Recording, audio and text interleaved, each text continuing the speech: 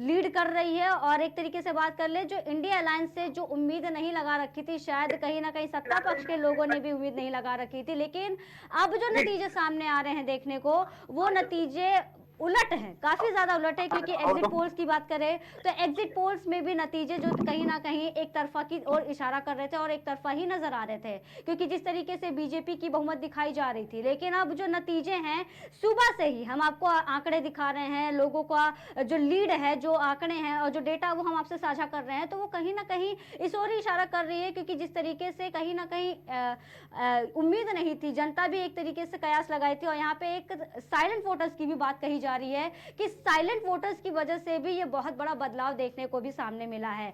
एक तरफ बीजेपी ये दावा करती रही थी कि जीतेंगे हम ही और जनता को हमने रुझाया है, हमने अपने 10 साल के कामों से जनता को रुझाया है। लेकिन असल बात जो है वो तो कुछ और ही अब देखने को मिल रहा है। क्योंकि विपक्ष फिर से एक बार कह रहा है कि अगर कार्यकाल से इतनी ही जनता खुश है, अगर बीजेपी के काम से इतने ही खुश हैं, तो फिर ये जो जीत के आंकड़े हैं, ये आंकड़े आखिर कहां से आ रहे हैं? क्योंकि जब अमेठी से स्मृति ईरानी के अगेंस्ट जब केएल शर्मा का नाम सामने आया था, तो ऐसे राहुल गांधी को लेकर के ये बात सामने आ रही थी और उन्होंने कहा था कि वो अमेठी से भाग गए हैं, अमेठी से भाग गए हैं, कई तरीके की बातें की गई उनको लेकर के। और जो पक्ष रहा है वो बार बार राहुल गांधी को टारगेट किया है अमेठी को लेकर के। हमेशा ही ये बात कही गई है कि राहुल गांधी डर गए हैं और अमेठी से भाग गए हैं, क्योंकि स्मृति ईरानी ने हमेशा एक के बाद एक जीत दर्ज की थी। और उसके बाद अब ऐसे कयास लगाए जा रहे थे कि 2024 के भी इस लोकसभा चुनाव में कहीं ना कहीं स्मृति ईरानी काफी कांटे की टक्कर देने वाली है। तो एक तरीके से इस वजह से भी राहुल गांधी के अंदर डर था, इस वजह से वो अमेठी की सीट छोड़ करके भाग चुके हैं। लेकिन अब जो नतीजे आ रहे हैं वो उलटफेर कर चुके हैं चीजों को लेकर के। क्योंकि अमेठी की बात करें तो अब केएल शर्मा जो कांग्रेस से प्रत्याशी है, जिन्हें उतारा गया है, वो काफी बहुमत से आगे हैं और बीजेपी को एक अच्छी टक्कर देते हुए नजर आ रहे हैं। और जिस तरीके से तमाम प्रदेशों की बात कर ले, चाहे मध्य प्रदेश हो, फिर चाहे गुजरात हो या महाराष्ट्र हो, तमाम राज्यों की बात कर ले, तो नतीजे अब जिस तरीके की ओर इशारा कर रहे हैं, तो ऐसा लग रहा है कि ये जो लड़ाई है वो धीरे धीरे और दिलचस्प होती जा रही है। ये दिलचस्प होती जा रही है लड़ाई। और लड़ाई के बाद अब जिस तरीके के नतीजे सामने आ रहे हैं, वो कहीं ना कहीं लोगों के लिए एक चौंकाने वाले नतीजे सामने आ रहे हैं। वहीं आपको बता दें कि यूपी में किन सपा आगे रही है, वहीं आपको अपडेट देते कि यूपी में इन सीटों पे सपा सबसे आगे रही है। कैराना, मुजफ्फरनगर, मुरादाबाद, रामपुर, संभल समेत कई सीटों पर जो सपा है वो आगे रही है। आपको बता दें जिसमें अलीगढ़, मैनपुरी, एटा, फिरोजाबाद, रामपुर, संभल, मुरादाबाद सीटें शामिल है। इसके अलावा आपको बता दें कि सपा ने अपना परचम लहराया है, जिसमें आंवला शामिल है, खीरी शामिल है, धौरहरा है, उन्नाव है, गंज है, सुल्तानपुर है, प्रतापगढ़ है, वहीं इटावा, कन्नौज, जालौन, कौशाम्बी, फूलपुर, फैजाबाद, अंबेडकर नगर, श्रावस्ती, बस्ती, संत कबीर नगर, लालगंज, आजमगढ़, घोसी, बलिया, जौनपुर, मछली शहर, गाजीपुर, चंदौली, मिर्जापुर और रॉबर्ट्सगंज, ये वो लोकसभा की सीटें हैं, ये वो जगह हैं जहां पर बता दें कि सपा अपना परचम लहरा रही है। उम्मीद लगाई जा रही थी जिस तरीके से कन्नौज की सीट को लेकर के, तो कन्नौज में भारी बहुमत से अखिलेश यादव जीत रहे हैं, इसमें कोई दो राय नहीं है। लेकिन इन सीटों के अलावा, क्योंकि कन्नौज तो अखिलेश यादव का गढ़ माना जाता है, लेकिन अब यूपी में जिन सीटों पर सपा आगे है उनमें इनकी नंबर्स जो है वो बढ़ते ही जा रहे हैं। कन्नौज की बात कर रहे थे हम, कन्नौज को छोड़ दे तो कैराना, मुजफ्फरनगर समेत तमाम ऐसी सीटें हैं जिनमें मुरादाबाद, रामपुर, संभल शामिल हैं, जिन पर सपा अभी अपनी जो बढ़ोतरी है, लीड कर रही है वो इन यूपी की सीटों पर। तमाम जानकारी देने के लिए हमारे साथ संतोष साहनी जी जुड़ चुके हैं सोनभद्र से। संतोष जी, सोनभद्र का क्या माहौल है इस वक्त और वहां के आंकड़े जो है वो किस ओर इशारा कर रहे हैं? जी, यहाँ पर जो है सपा 26,000 से अधिक लीड कर गई है जी। और लोग बदलाव भी चाहते थे यहाँ के लोग, तो बदलाव कुछ देखने को मिल रहा है कि सपा यहाँ 20 चल रही है। या सपा के कुछ कार्यकर्ता हैं उनसे जी जानकारी संतोष जी, लिया किन लेते बदलाव हैं। की बात कर आइए। रहे हैं आप? उनसे बातचीत करके बताइए कि क्या उनके मुद्दे थे और अब बदलाव की अपेक्षा रखते हैं वो, क्योंकि आज रिजल्ट का दिन है और ऐसे में क्या लगता है कि वो किसको देखना चाहेंगे? क्या वो उनकी उम्मीदें हैं वो पूरी होती हुई नजर आ रही हैं संतोष जी?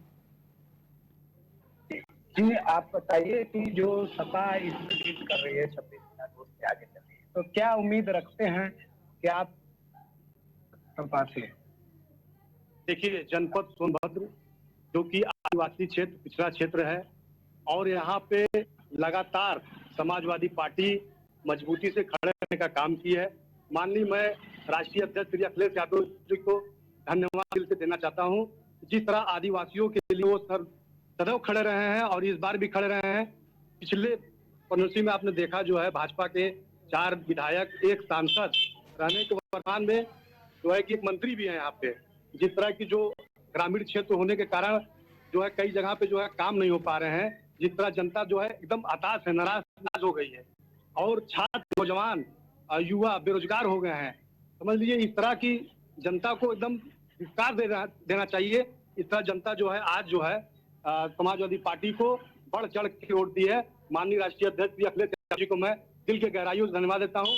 जिस तरह जो है श्री छोटेलाल खरवार जी को ने टिकट दिया और जिस तरह जो है गंभीर रूप से उन्होंने जो है मेहनत किया और आज जनता जो है उसके तरह सामने जो है ला रही है।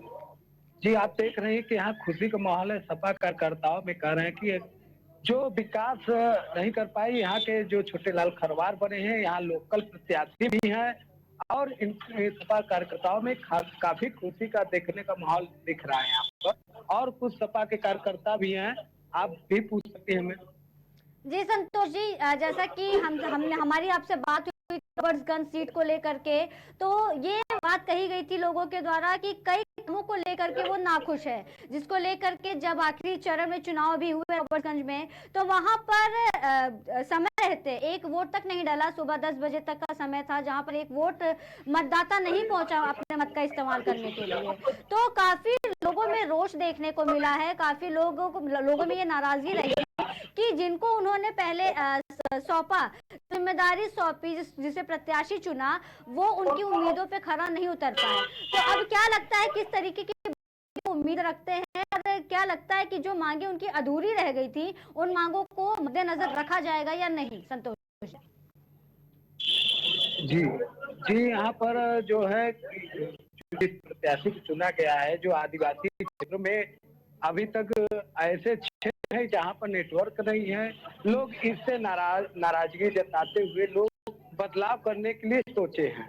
और आदिवासी क्षेत्र कई जगह ऐसे हैं मैम, वहाँ लाइट नहीं पहुंची है, रास्ता नहीं है। आदिवासी क्षेत्र में लोग निराश होकर वोट भी नहीं डाले थे, कई जगहों पर वोट भी नहीं डाला गया था। इसी कारण लोग बदलाव चाहते थे, बदलाव किए यहाँ की जनता।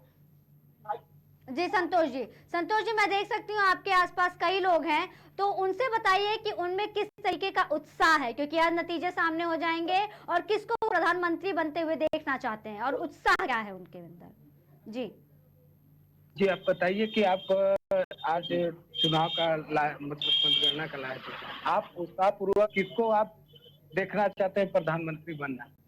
ये तो डिसाइड हमारा गठबंधन जो है करेगा, लेकिन हम कहना चाहते हैं कि लगातार हम लोग लीड ले रहे हैं, चाहे वो मिर्जापुर की सीट हो या सोनभद्र की सीट हो, हम लगातार लीड ले रहे हैं और हमें उम्मीद है कि कम से कम 60-70 हज़ार के ऊपर से लीड से हम जीतेंगे। और वहीं विधानसभा दुद्दी में उपचुनाव जो हो रहा है उसमें भी पूरी उम्मीद है और पार्टी लगातार आगे बढ़ रही है और हमें उम्मीद है कि सरकार जो है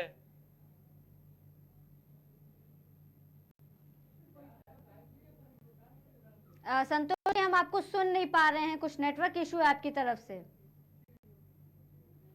तो जैसा कि आपने देखा कि हमारे संवाददाता संतोष जी ने रॉबर्ट्सगंज सीट को लेकर के किस तरीके का माहौल है वहां पर और जनता में किस बात को लेकर के रोष रहा है, इन तमाम बातों को लेकर उन्होंने जानकारी दी है और खुश भी हैं, नाखुश भी हैं, लेकिन लगता है इस बार की जो बदलाव जनता उम्मीद कर रही है वो बदलाव जरूर होंगे, क्योंकि आदिवासी क्षेत्र है वो और वहां पर जो विकास के कार्य हैं वो नहीं किए गए हैं और इस चीज को लेकर के जनता काफी नाराज भी थी। और रॉबर्ट्सगंज में जब चुनाव हुए थे पहली जून को 7वें चरण में, तो इस दौरान कई लोगों ने चुनाव का बहिष्कार भी किया था और चुनाव बहिष्कार में उन्होंने कहा था कि वो डीएम से एक आश्वासन उन्होंने मांगा था, कहा कि